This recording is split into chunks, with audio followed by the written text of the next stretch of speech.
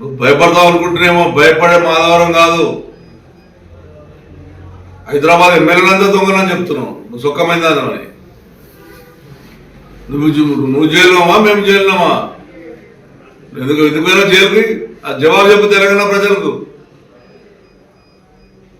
ఇంట్లో కుక్క పేరు కూడా విసికే చరిత్ర.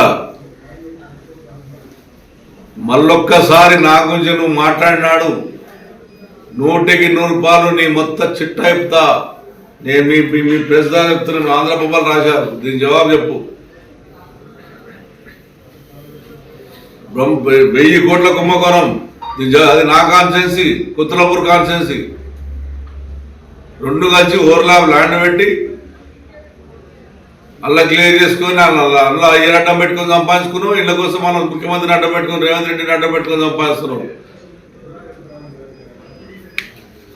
ఇష్టం మాట్లాడితే భయపడదు. రికార్డుతో సదా ఉన్నాయి. నీ మొగడు పేరు, నీ మొగడికి ఆస్తున్నది హైదరాబాద్లో.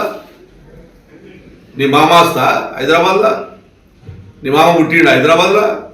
ఇట్లకే వచ్చి ఆస్తికి 1 పని ఇంత పెద్ద అలా ప్రాపర్టీ 30-40 క్రోర్లు పోతున్నావు. గవర్నమెంట్లో 18 ఎకరాల కబ్జా, ఈ గవర్నమెంట్కి వస్తే 18 ఎకరాలు. నీ మొగోడు ఫోటో సదా ఉంది.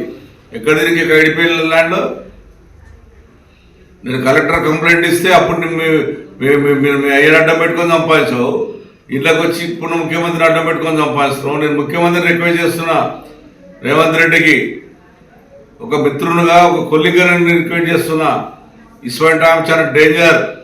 నీ పేరు చెప్పుకొని కోట్ల రూపాయలు గవర్నమెంట్ ల్యాండ్ కబ్జాలు పెడుతుంది. విచారణ జరిపించండి. ఎన్ని టీవీలలో వచ్చినాయి, టీవీ 9లో కూడా ½ అవర్ స్టోరేజ్ దీని మీద.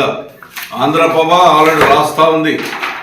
కోట్లాది ఇలా హైదరాబాద్ కుక్కడపల్లిలో, బాలనగర్లో 36 ఎకరాల ల్యాండ్ కబ్జా అనేది క్లియర్ ఉంది.